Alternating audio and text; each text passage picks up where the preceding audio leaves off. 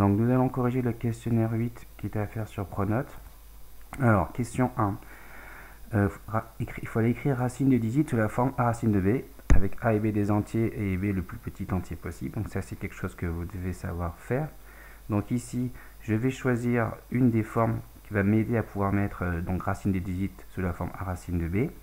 Donc première chose déjà, c'est que les réponses C et D n'étaient pas du tout, c'était les premières à exclure, puisque je rappelle que la racine carrée est compatible avec la multiplication, donc c'est ça que je vais utiliser, que racine de A fois racine de B, c'est racine de A fois racine de B.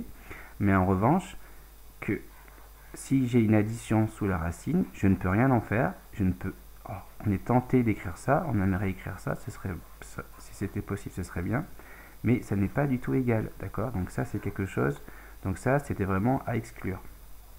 Maintenant, vous aviez deux possibilités, donc si vous avez compris qu'il fallait prendre la multiplication, la réponse A, elle est, si on applique la propriété du cours, on a racine de 3 fois racine de 6, ça n'est pas pertinent, puisque je connais ni racine de 3 en valeur, ni racine de 6, ce ne sont pas des valeurs entières, d'accord? Donc ça, c'est pas pertinent.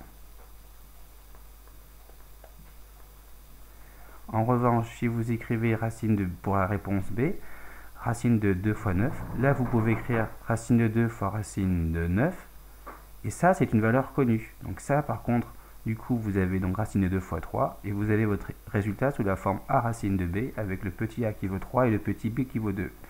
Donc petit rappel sur les racines carrées à connaître, vous avez racine de 4 c'est 2, racine de 3 c'est racine carrée de 9 c'est 3, pardon, racine carrée de 16 c'est 4, et ainsi de suite. Donc ça c'est des valeurs à connaître, on les a revues dans le cours, donc si vous ne les connaissez pas, je vous conseille donc de les retrouver.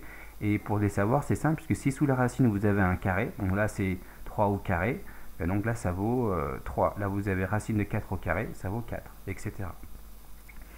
Donc par exemple, ici, si vous aviez racine de, par exemple, de 36, là vous voyez bien que racine de carré, c'est 6 au carré.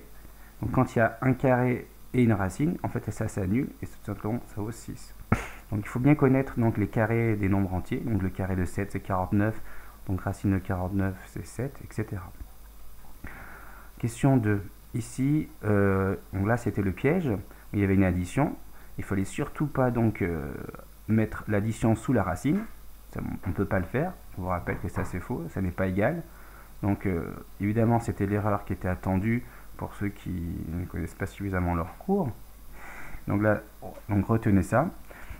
Ici, il fallait tout simplement calculer racine carrée de 16. Donc déjà, par automatisme, vous savez que racine carrée de 16, c'est 4. Parce que je vous rappelle que 16, c'est 4 au carré. D'accord? Donc là, c'est 4 au carré. Et quand il y a racine et un carré, ça s'annule. Donc là, vous avez 4.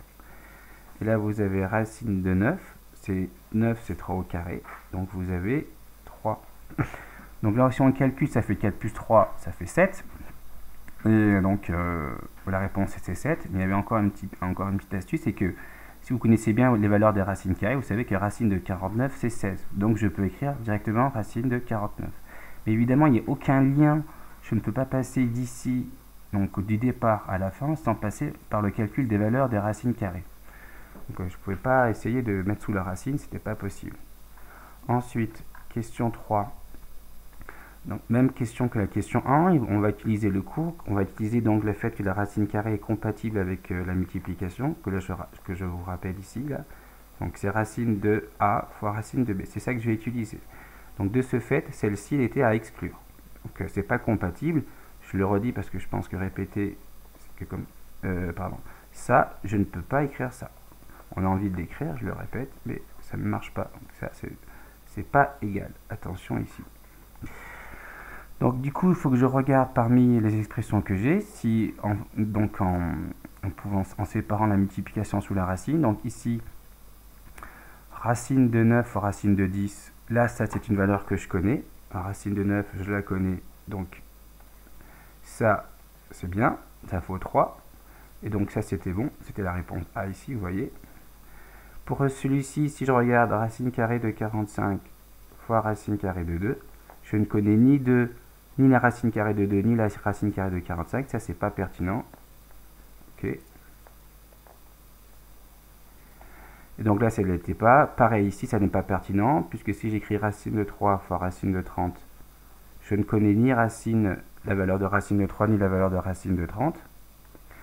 Et pareil pour le E, je ne connais pas la racine carrée de 5, ni la racine du carré de 18. Donc la bonne expression à choisir, c'était la réponse de l'expression A. Ensuite, racine carrée de 50, toujours la même méthode. Il faut aller donc utiliser le cours, le fait que la racine carrée est compatible avec la multiplication et non avec l'addition. Donc le premier, si je regarde, je connais ni racine de 5 ni racine de 10, donc c'est pas pertinent. Pour le suivant, racine de 25 fois racine de 2, et là ça marche, puisque je rappelle que racine de 25, c'est donc égal à 5, puisque vous avez, je vous rappelle, 25, c'est 5 au carré, donc ça va, les racines et le carré vont s'annuler, ça va faire 5. Et pour les deux là, c'était pas pertinent à cause de l'addition, donc l'addition, ça ne va pas m'aider du tout à mettre la forme a racine de b. Donc la bonne réponse, c'était la réponse B, ici.